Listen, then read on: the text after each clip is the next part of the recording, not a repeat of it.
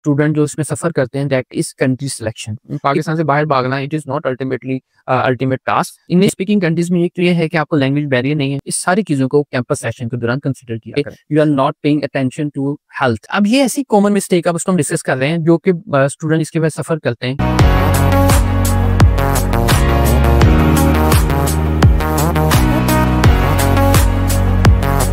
अस्सलाम वालेकुम स्टूडेंट्स, उम्मीद आप खैरियत से होंगे। आज की इस वीडियो का मकसद ये था कि स्टूडेंट्स जो अपने स्टडी अब्रॉड को में बहुत सारी ऐसी गलतियां करते हैं, जब नेग्लिजेंस करते हैं जिसकी वजह से उनको लेटर लाइफ में इश्यूज आते हैं, उसको हम अभी टाइमली डिस्कस अगर कर लें तो स्टूडेंट्स के लिए फ़ायदेमंद होगा। उसके लिए सॉर्ट आउट कैसे करना है, उसका सोल्यूशन क्या है, उसको भी हम डिस्कस करेंगे one by one. Coming towards our first issue जो स्टूडेंट फेस करते हैं, they don't have clear future plan. Normally हमारे पास डिफरेंट बैकग्राउंड से स्टूडेंट्स आते हैं, डिफरेंट यूनिवर्सिटी से आते हैं, they don't have a clear future plan. For example, अगर आप फ्यूचर प्लान का क्या मतलब है, उसमें डिफरेंट क्वेश्चंस हैं, मैं आपको लिखवा देता हूँ, आप उसको उसके आंसर आपके पास होने चाहिए कि अगर आप स्टडी अब्रॉड के लिए जा रहे हैं तो आप क्यों जा रहे हैं।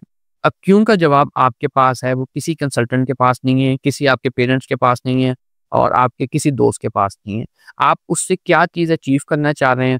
क्या आपका फ्यूचर प्लान ये है कि आप पढ़ के पाकिस्तान वापस आएंगे, या आपका प्लान ये है कि आप लॉन्ग टर्म सेटलमेंट को देख रहे हैं। तो अगर आपके पास इन सारे क्वेश्चंस के आंसर हैं, देन आप जो है वो अपने आप को इजीली उस फेज में लेके आ सकते हैं जिसमें आपका प्लान वर्कआउट करे। अगर आप वैसे ही जाना चाह रहे हैं, पाकिस्तान से मोस्टली स्टूडेंट्स आते हैं, सर हम पाकिस्तान से बाहर भागना चाह रहे हैं, तो वो एक पाकिस्तान से बाहर भागना it is not ultimately ultimate task. Thing is कि आप बाहर जाके क्या जॉब करना चाह रहे हैं, ये एक बहुत इंपॉर्टेंट टास्क होता है, उसको लाजमी कंसीडर किया करें, उसके अकॉर्डिंगली अपनी स्टडी अब्रॉड के जो ड्रीम है उसको प्लान किया करें। सेकंड पॉइंट इज़ स्टूडेंट जो इसमें सफ़र करते हैं दैट इज़ कंट्री सिलेक्शन, कि कौन से कंट्री में उन्हें स्टडी अब्रॉड के लिए जाना चाहिए। हमेशा स्टूडेंट्स इस चीज़ को लेकर परेशान रहते हैं। तो इसका बेस्ट सॉल्यूशन ये है कि जो फ्यूचर प्लान मैंने आपको जैसे फर्स्ट पॉइंट से बताया, ये सारे उसी में आपके पॉइंट्स कवर अप होंगे कि आपने ये डिसाइड करना है कि लॉन्ग रन में आप अपनी ज़िंदगी से क्या चाहते हैं। अगर आप मेरी प्रेफ़रेंस पूछेंगे, my first preference is English speaking countries. उसके मल्टीपल रीज़न्स हैं। इंग्लिश स्पीकिंग कंट्रीज़ में एक तो ये है कि आपको लैंग्वेज बैरियर नहीं है, बिकॉज़ पाकिस्तान की ऑफ़िशियल लैंग्वेज जो है वो इंग्लिश है। हमारी कौमी ज़बान ज़रूर उर्दू है, लेकिन हमारी जितनी भी यूनिवर्सिटीज़ में एजुकेशन है, उसके बाद जितनी भी ऑफ़िशियल डॉक्यूमेंटेशन है, वो इंग्लिश लैंग्वेज में हो रही है। तो हम लोग फ़ैमिलियर हैं इंग्लिश लैंग्वेज के साथ। ऑल्दो कि हम प्रैक्टिस नहीं कर पाते क्योंकि यहाँ पे हमारी ऐसी हैबिट नहीं है कि हम स्टूडेंट आपस में अपनी इंग्लिश लैंग्वेज में डिस्कशन करें। हम आउट ऑफ प्रैक्टिस होते हैं मोस्ट ऑफ द टाइम। इसका हरगिज़ मतलब ये है कि हमें अंग्रेज़ी नहीं आती। हमें इंग्लिश आती है, जैसे हम जब प्रैक्टिस करते हैं या उसको बोलना स्टार्ट कर देते हैं, हम इज़िली उसमें सर्वाइव कर लेते हैं। As compare to any other European country, European country में सबसे बड़ा जो बैरियर है वो एक्चुअली आपका लैंग्वेज बैरियर आता है, और ये एक बहुत बड़ा बैरियर है। मैं अक्सर स्टूडेंट्स को ये एग्जांपल देता होता हूँ कि आप देखें, हमारे पास दूसरे समटाइम्स आप लोग देखते हैं कि हमारे पास दूसरे शहरों से लोग जो हैं वो काम के लिए आते हैं। पंजाब में आ गए, या पंजाब से लोग उधर जाते हैं काम के लिए डिफरेंट एरियाज़ में, अदर पार्ट ऑफ पाकिस्तान। अगर सिंपली आपको एग्जांपल देता हूँ कि आप लाहौर में बैठे हैं, आपके पास कोई हमारे पश्तून भाई आ गए हैं जिनको उर्दू बोलना नहीं आता या उनको पंजाबी की समझ नहीं आता, तो उनको सिर्फ पश्तो लैंग्वेज जो है वो बोलते हैं, तो उसमें आप लोगों को कम्युनिकेशन में प्रॉब्लम होगा। आप उनको ईज़िली कम्युनिकेट नहीं कर सकते, अपनी बात भी कम्युनिकेट नहीं कर सकते, उनकी बात भी समझ नहीं पाते, जिसकी वजह से आपको इश्यूज़ आते हैं। तो थिंग इज़, अब ये प्रॉब्लम आपको इंटरनेशनल लेवल पे भी फेस करना पड़ सकता है, बिकॉज़ आपको वहाँ की लैंग्वेज नहीं आती। आप जर्मनी आप जाएँगे तो आप जर्मन सीखेंगे, फ्रांस जाएँगे तो फ्रेंच सीखेंगे, ठीक है? अगर आप स्वीडन जाएँगे तो आप स्वीडिश लैंग्वेज सीखेंगे। तो टेक्निकली ये स्टूडेंट्स को इश्यू फेस करना पड़ता है, जो एक बहुत बड़ा इश्यू है, जो कि उनको बाद में जॉब्स के लिए भी परेशान करता है। अब होटल में जॉब के लिए जाएँगे, वहाँ पे अगर लोकल लैंग्वेज नहीं आती तो कैसे ऑर्डर्स लेंगे? कैसे जो है वो कम्युनिकेट करेंगे? कैसे जो है वो स्टाफ के साथ जो है वो पार्टिसिपेट करेंगे एक्टिविटीज़ में? तो ये सारे प्रॉब्लम्स स्टूडेंट्स को फेस करना पड़ते हैं। तो माय रिकमेंडेशन इज़ कि just go with the English speaking countries. Second पे अगर आपकी प्रायोरिटी है तो आप यूरोपियन कंट्रीज़ को कंसीडर करें, और थर्ड पे आप जो है वो साउथ कोरिया या चाइना, इन कंट्रीज़ को कंसीडर करें, ताकि आपकी लाइफ जो है वो परमानेंट सेटलमेंट की तरफ जाए। Third one is university selection, हमने कंट्री सेलेक्ट कर लिया, whatever the country is, and then we have to go for university selection. हम यूनिवर्सिटी सेलेक्ट कर रहे हैं, देन हमें उसकी जो है वो की फीचर्स को देखना चाहिए। उसके अबाउट में जाके यूनिवर्सिटी को स्टडी करना चाहिए और उसकी एक्सपर्टीज़ को देखना चाहिए कि यूनिवर्सिटी जो है वो किस चीज़ में एक्सपर्ट है। वो लॉ में एक्सपर्टीज़ है उसकी, या उसकी faculty of arts and humanities जो है उसकी वर्थ है, या उसकी जो क्रिएटिव आर्ट्स की इंडस्ट्री है वो है, या अगर उसमें अगर आप विजुअल साइंस के स्टूडेंट्स हैं या गेम इंडस्ट्री से लिंक रखते हैं, then you have to go with the faculty जिनका गेम डेवलपमेंट का कोर्स बहुत अच्छा है। तो उस हिसाब से अपनी यूनिवर्सिटी सेलेक्ट करें ताकि आपको फ्यूचर में आपको बेस्ट कोर्स पर आप पढ़ सकें और अपने उसको फ्यूचर में इम्प्लीमेंट कर सकें। मोस्टली स्टूडेंट्स क्या आते हैं कि जी मेरे चाचू मामू जो है वो इस शहर में है, आप मुझे इस यूनिवर्सिटी कहीं भी किसी भी यूनिवर्सिटी में भेज दें, मैं वहाँ जाना चाहता हूँ। तो मेरा उनसे ये सवाल होता है कि आप लॉन्ग रन में सोचा करें, लॉन्ग रन में प्लान करें कि आप कल को इस यूनिवर्सिटी से ग्रेजुएट होके अपने आप को कहाँ देख रहे हैं। आपकी मार्केट में, मार्केट हम उसको बोलते हैं जहाँ पे आपने कम्पीट करना है कल को जॉब के लिए, उसमें कल को आपकी पोजीशन क्या होगी। तो अगर आपकी पोजीशन आपकी इंटरनेशनल एजुकेशन कंप्लीट करने के बाद भी ऐसी नहीं होती जिसके बाद आप वहाँ पे जॉब हासिल कर सकते हैं, तो मेरा ख्याल ये है कि आपको इंटरनेशनल एजुकेशन से बिल्कुल फ़ायदा नहीं हुआ। ठीक है? तो जस्ट आपने उसको एज़ अ टूल यूज़ किया बाहर जाने के लिए, लेकिन इन द लॉन्ग रन अगर आप उसकी बेस पे जॉब करना चाहेंगे तो आपके लिए प्रॉब्लम होगा। Just go with the university जिसका एक फैकल्टी, और उसके बाद अब यूके में अगर बात करें तो कोर्स रैंकिंग भी होती है, जिसकी कोर्स रैंकिंग सबसे बेस्ट होती है उस कोर्स के लिए। फॉर एग्जांपल अगर आप एलएलएम करना चाह रहे हैं, just go with the best university जो एलएलएम और लॉ में अच्छी है। अगर आप बिज़नेस पढ़ना चाह रहे हैं, बिज़नेस स्टडीज़ के रिलेटेड यूनिवर्सिटीज़ को सिलेक्ट करें ताकि आपको फ्यूचर में फ़ायदा हो। Okay, fourth point is course selection. ये कोर्स सिलेक्शन में ये है कि स्टूडेंट हमेशा सफ़र करते हैं कि हमने कौन-सा कोर्स जो है पढ़ना है। अब काउंसलर जो होता है उसकी अल्टीमेट रिस्पॉन्सिबिलिटी होती है कि स्टूडेंट को ये अल्टीमेटली गाइड करे कि इस कोर्स के मॉड्यूल्स ये हैं, इस कोर्स में आप ये मॉड्यूल्स पढ़ेंगे, इसके आउटकम्स ये आएँगे, ताकि स्टूडेंट को आइडिया हो कि उसको पढ़ने के बाद उसको फ़ायदा क्या होगा। मोस्टली स्टूडेंट्स क्या होते हैं कि वो प्रोजेक्ट मैनेजमेंट में जा रहे होते हैं, मैनेजमेंट में जा रहे होते हैं। हाँ, अगर आपका वो प्लान का हिस्सा है, for example if you have done engineering, then आपको प्रोजेक्ट मैनेजमेंट का डेफिनिटली फ़ायदा होगा। अगर आपने केमिस्ट्री पढ़ी है, तो मेरा नहीं ख्याल कि आपको प्रोजेक्ट मैनेजमेंट का इस तरह फ़ायदा होगा, बजाय इसके कि आप अपनी रेलेवेंट फील्ड में अपने मास्टर्स को कंप्लीट करें ताकि आपकी एक्सपर्टीज़ जो है वो स्पेसिफिक सब्जेक्ट में डेवलप हो, ना कि आप जो है वो जनरल एजुकेशन लें, इसके बाद आप जनरल मार्केट में जो है कम्पीट कर रहे हैं। तो मेरी आप सबसे जो है वो यही स्टूडेंट से रिक्वेस्ट है कि आप लोग कोर्स सिलेक्शन जो कि एक बहुत इम्पोर्टेंट पार्ट है आपकी स्टडी अब्रॉड डेस्टिनेशन का, उसको आप लाज़मी कंसीडर किया करें। उस पे जितना ज़्यादा आप टाइम लगाएँगे उतना ही कम है। उसकी वेबसाइट पे, यूनिवर्सिटी की वेबसाइट पे जाके, कोर्स की वेबसाइट पे जाके उसके आउटकम्स देखें। उसके बाद उसकी एक्रीडिटेशन देखें कि अगर आप एनवायरमेंटल साइंस के लिए पढ़ने के लिए जा रहे हैं, तो क्या ये कोर्स जो यूके की एनवायरमेंटल साइंस की जो बॉडीज़ हैं, जो एनवायरमेंटल साइंस पे प्लानिंग करती हैं, क्लाइमेटिक चेंज को देख रही हैं, क्या ये कोर्स उनके साथ एक्रीडेटेड है? क्या मुझे वहाँ पे इंटर्नशिप की फैसिलिटी मिलेगी?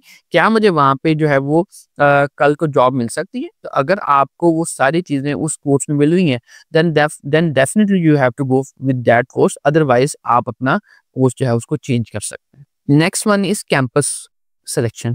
अब कैंपस सिलेक्शन इस वजह से भी ज़रूरी है कि आपको ये आइडिया होना चाहिए कि हर एक एरिया की स्पेसिफिकेशन है। अगर हम यूके की बात करते हैं, अच्छा यूके में अगर आप जो है वो फॉर एग्जांपल हम आप just example Ulster University quote कर रहा हूँ। अब अल्स्टर यूनिवर्सिटी का बेलफास्ट कैंपस भी है, उसका लंदन कैंपस भी है, उसका बर्मिंघम कैंपस भी है, उसका मैनचेस्टर कैंपस भी है। अब इसको मैं आपको जस्ट एन एग्जांपल कोट कर रहा हूँ कि आप ये कैंपस हर एक डिफरेंट जो है वो कैंपस है उसकी सराउंडिंग्स डिफरेंट है। अब कैंपस सिलेक्शन क्यों ज़रूरी है? फॉर एग्जांपल अगर मैं ये कहूँगा कि अगर आपने बिज़नेस को स्टडी करना है, तो देन आपको ऐसे एरिया, ऐसे कैंपस का सिलेक्शन करना चाहिए जिसके रिलेटेड, जिसके सराउंडिंग्स में बिज़नेस एक्टिविटीज़ ज़्यादा हो रही हैं।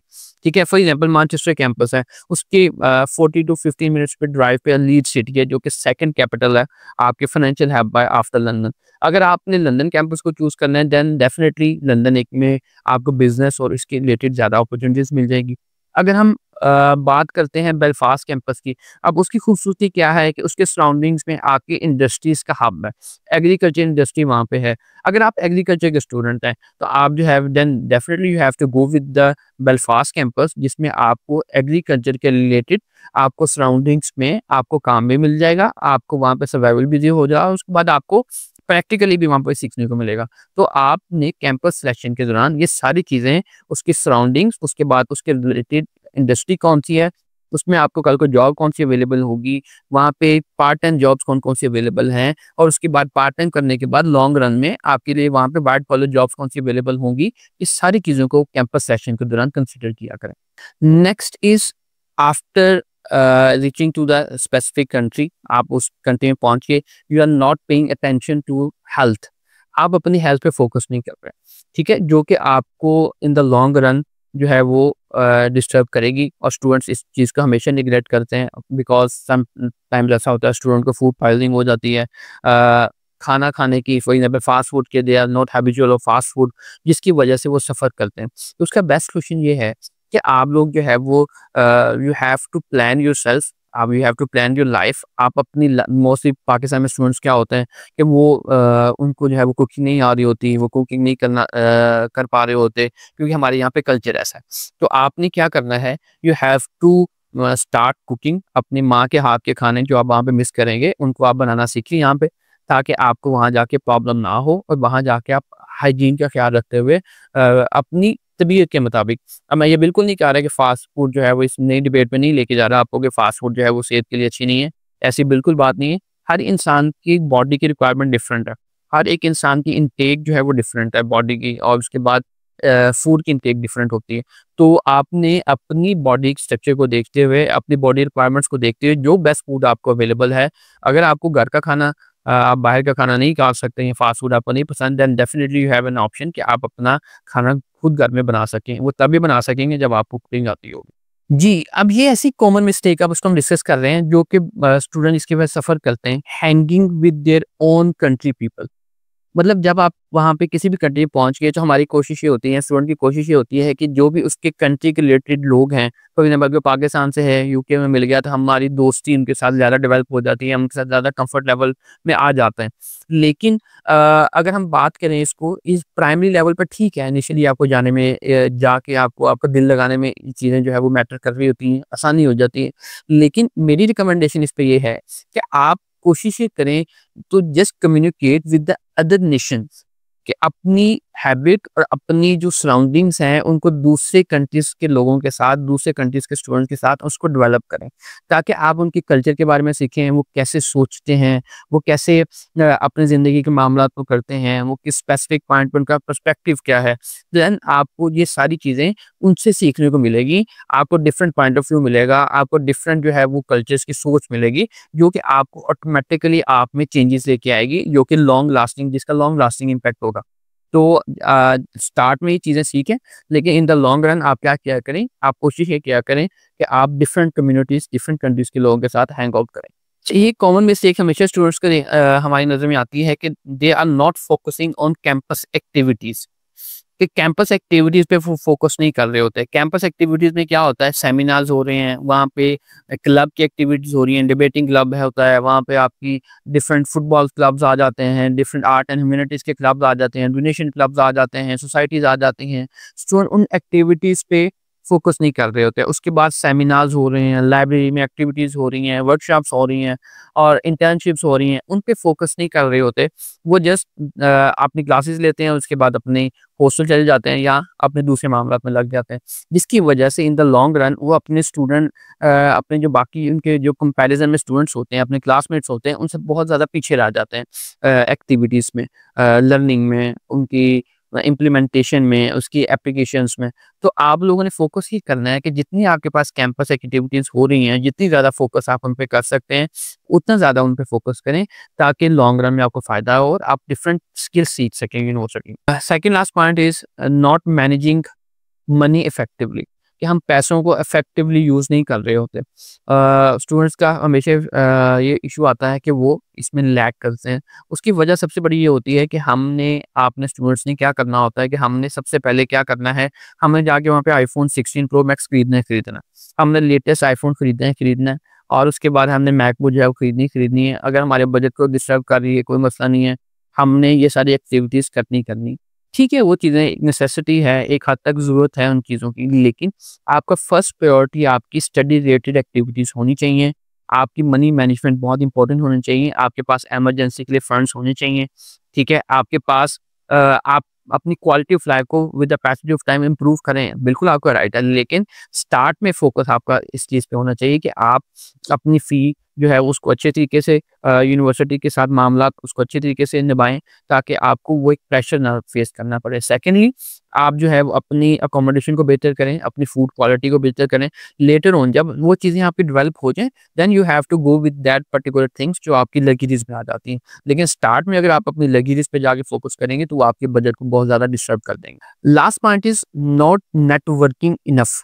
ठीक है? बहुत सारे स्टूडेंट्स जो हैं वो इंट्रोवर्ट होते हैं, उनकी पर्सनैलिटी जो है इंट्रोवर्ट होती है, कुछ की इंट्रोवर्ट कुदरती तौर पे होती है, कुछ लोग जो है वहाँ पे जाके कल्चर जो है वो शॉक में रहते हैं और वहाँ पे इज़िली जो है वो वहाँ के लोगों के साथ कम्युनिकेट नहीं कर पाता, जिसकी वजह से उनकी नेटवर्किंग में इश्यू आता है। आई मस्ट से दैट आपको नेटवर्किंग पे ज़ोर देना चाहिए। वहाँ पे जितनी फैकल्टीज़ हैं, क्लब्स हैं, ठीक है? उन पे उनकी एक्टिविटीज़ पे आपकी सराउंडिंग में जितनी भी वहाँ पे फैसिलिटीज़ अवेलेबल हैं uh, related to volunteers volunteer activities हैं आपकी, उनमें अगर आप पार्टिसिपेट करेंगे तो then definitely it will boost up your confidence, it will boost up your networking in that particular area specifically. और कुछ बहुत सारी एनजीओज़ ऐसी होती हैं, नेटवर्किंग ऐसी होती हैं जो कि दूसरे कंट्रीज़ के लोग भी इसमें अटैच होते हैं। तो उसमें आपको बहुत सारे कुछ सीखने को मिलता है। तो आपने ऐसे नेटवर्किंग के इवेंट्स जो होते हैं, अपने जो आपको यूनिवर्सिटी जो है वो करा रही होती है एक्टिविटीज़, उनको आपने बिल्कुल मिस नहीं करना। आपने उन पे फ़ोकस रहना है, उनके साथ लाइफ़ अपनी खुद को सेटल करना है, ताकि आपको लॉन्ग रन में फ़ायदा हो। तो आई एम रियली होपफुल कि आपको ये चीज़ें पसंद आई होंगी। आपने कोशिश ये करनी है कि इन चीज़ों को अवॉइड करें, और ताकि आपकी लाइफ़ जो है वो फ्यूचर में सिक्योर हो सके। जी, बिल्कुल, अगर आपको इस किसी भी किस्म का इश्यू इनमें से अगर आप फेस कर रहे हैं, तो आप हमारे काउंसलर से कॉन्टैक्ट कर सकते हैं, बिकॉज़ हम लोग जो है वो काउंसलिंग प्रॉपर इसी को समझते हैं कि हम स्टूडेंट्स को प्रॉपर्ली गाइड करें उसके फ्यूचर प्लान के मुताबिक। हमारा मकसद सिर्फ़ आपको बाहर भेजना नहीं है, रिक्रूटमेंट सिर्फ़ हमारा मकसद नहीं है, हमारा मकसद काउंसलिंग है, ताकि आपके प्लान के मुताबिक आपको बेस्ट गाइडेंस मिले और उसके अकॉर्डिंगली आप आपका फ्यूचर जो है वो सिक्योर हो। Thank you so much for watching this video. अल्लाह हाफ़िज़।